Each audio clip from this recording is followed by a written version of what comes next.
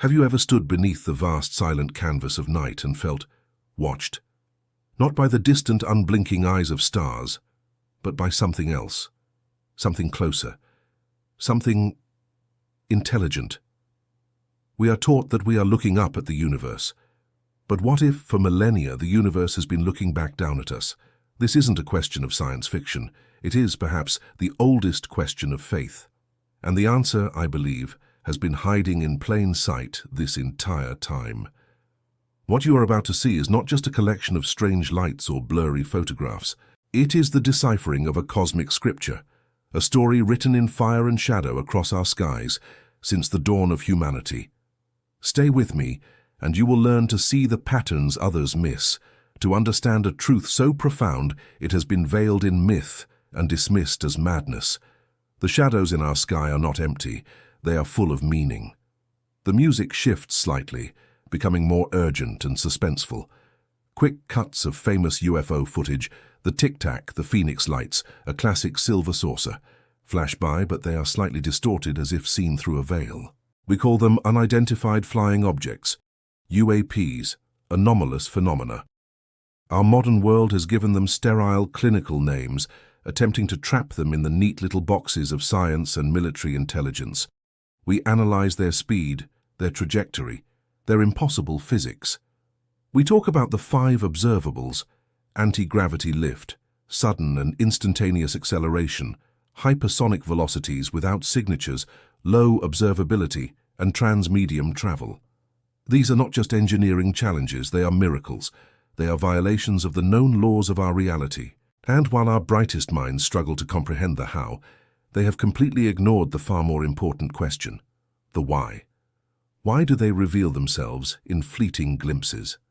Why do they disable nuclear missile silos, as reported by dozens of credible military witnesses?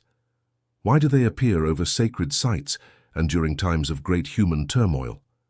To answer this, we must look away from our radar screens and sensor data and turn our gaze backward into the deep past. Because what we are witnessing today is not a new phenomenon. It is merely the latest chapter in a very, very old story. And what comes next may change how you see the sky forever. The screen transitions to an ancient-looking parchment background.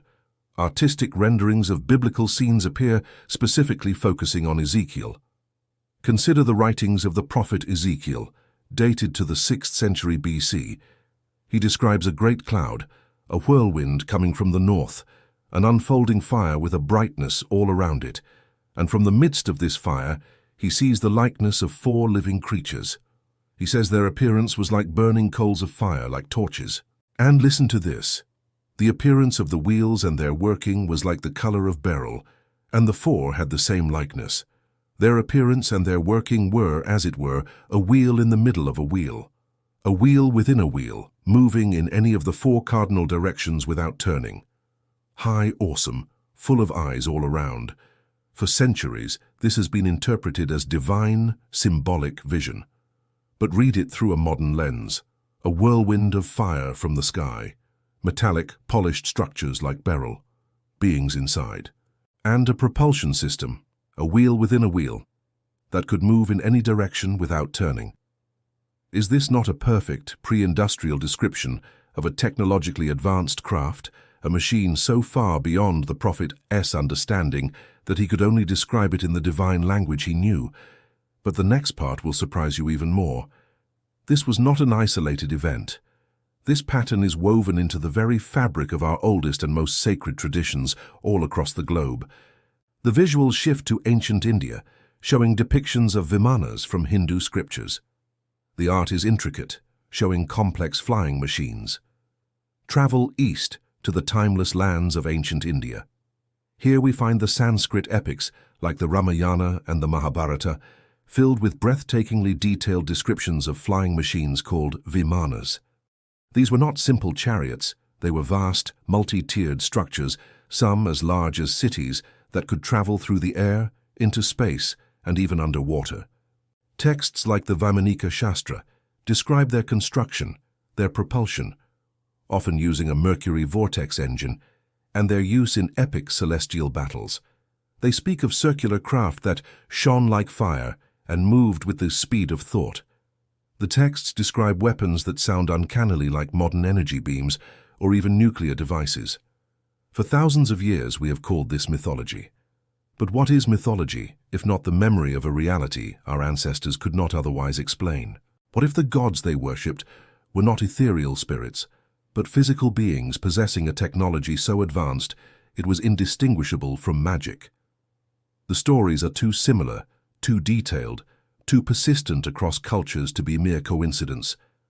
The fiery chariots of the Greek and Roman gods, the sky canoes of Native American legend, the feathered serpent god Quetzalcoatl descending from the heavens to the Maya, all tell the same story. Powerful, non-human intelligences have been interacting with our world from the sky for eons. The next revelation uncovers a secret very few people know. The true connection isn't just that they were seen in the past, it's that their behavior then is identical to the behavior we are witnessing now. The screen shows a split view. On one side, an ancient carving of a winged disc. On the other, a modern photo of a lens flare-shaped UFO. The similarities are striking. Look at the way they interact. The ancient accounts describe these beings as messengers, guardians, sometimes even as tricksters. They delivered knowledge, agriculture, astronomy, law.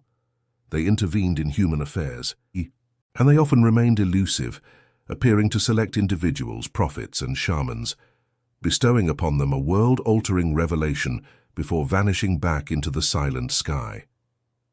Now, fast forward to today. What are the common themes in modern encounter cases? The experiencers, the abductees, often report receiving messages, telepathic communications about the future of our planet, warnings about nuclear war and environmental collapse, pleas for humanity to raise its consciousness. It's the same pattern. A message is being delivered. The method of delivery has just been updated from a burning bush to a silent triangular craft hovering over a lonely highway. But this isn't just about a message. It's about a fundamental manipulation of our reality. Jacques Vallée, one of the most respected researchers in this field, proposed something startling. He suggested the phenomenon is not extraterrestrial in the simple sense of aliens from another planet. Instead, he theorized it is a form of control system, an intelligence that is not from another place, but perhaps another dimension, coexisting with us, that has been interacting with humanity throughout its entire history to guide our evolution, to shape our beliefs, to stage our reality. It's a system that shows us what we need to see when we need to see it. In an age of faith, we saw angels and fiery chariots. In an age of industry, we saw airships. In the atomic age, we see metallic sources from other worlds. The phenomenon adapts its appearance to our cultural context to remain just on the edge of believability. It is a cosmic theater, and we are the audience, and perhaps the subject of the play. What comes next may change how you see your own mind forever. Because the control system may not be entirely external, it may have a direct interface with the most mysterious thing in the universe, human consciousness. The visuals become more abstract, showing neurological pathways firing, sacred geometry and quantum foam. Think about the nature of these sightings. Why do 5 people standing together see the same object, but only one of them can get a clear photo?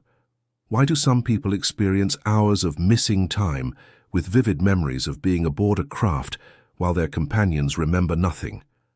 The phenomenon seems to have a psychic or consciousness-based component. It interacts directly with our minds. Quantum physics offers a tantalizing parallel.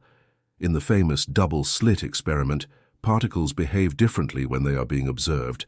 The very act of consciousness measuring the event changes its outcome. What if these craft, these intelligences, operate on a similar principle? What if their technology is so advanced that it is entangled with consciousness itself? This would explain why they seem to defy our physics. They aren't just breaking the laws of motion and energy. They are operating on a higher set of laws where thought can influence reality. They might not be traveling light years through physical space. They may be bending space-time, or even projecting themselves into our reality from a dimension where the rules are different, using our own consciousness as the lens, the projector. This implies that the encounters are deeply, profoundly personal. They are tailored to the individual. This is why the phenomenon has always been so closely linked to spiritual and religious experiences. A vision of a divine being and an alien abduction may not be two different things. They may be two different cultural interpretations of the exact same stimulus, filtered through the lens of a different belief system. The intelligence behind it knows this. It knows us. It knows how to push our buttons, how to inspire awe, how to instill fear, and how to plant a seed of thought that will grow into a new religion or a new scientific paradigm. But there is a darker side to this, a much darker side. The next part of this journey takes us into the shadow, because not all messengers are benevolent. The music becomes more ominous, the visuals shift to darker, more menacing imagery, depictions of demons, gargoyles, and reports of frightening alien encounters. In every spiritual tradition, for every angel of light, there is a demon of the abyss. For every benevolent god, a malevolent trickster. The jinn of Islamic law was said to be made of a smokeless fire, able to take any form to possess humans, and to deceive them with great power and knowledge. The fae of European folklore were not charming sprites. They were powerful, capricious beings who would abduct humans into their otherworldly realm, where time passed differently, and from which a person might return changed or not at all. Missing time, strange beings, a parallel world. Does this sound familiar? Many modern abduction researchers have noted the disturbing parallels between alien encounters and historical accounts of demonic possession and temptation. The promises of enlightenment, the shared visions, but also the terrifying medical procedures, the paralyzing fear, the feeling of a violated soul. The phenomenon is not monolithic. It is not all one thing. We may be in the middle of a cosmic struggle, a war of information, a battle for the soul of humanity being fought by forces we can't see, using our sky as their canvas. Some of these beings may be here to help, to guide, to elevate. But others may have a very different agenda, a deception. To present themselves as saviors, as gods, as the creators of humanity, only to lead us down a path of their own choosing. This is the ultimate test of faith and discernment, to look up at a silent, hovering light in the sky and to ask, is this an angel or is this a test? Is it a messenger of creation or an agent of deception? The symbols they use are a key, the perfect circle of the saucer, a symbol of eternity, of the divine, of the all-seeing eye. The triangle, a symbol of ascension, of power, of Trinity, but also a capstone, a symbol of control from the top down. They are speaking to us in a language of pure archetype, a language that bypasses our rational mind and plugs directly into our subconscious, into our soul. But there's a deeper layer to this, a pattern hidden in plain sight that suggests we are rapidly approaching a climax. The frequency of sightings, the increasing boldness of their appearances, particularly around our most sensitive military installations. This is not random, it is a crescendo. The control system is accelerating its program. Something is about to be revealed.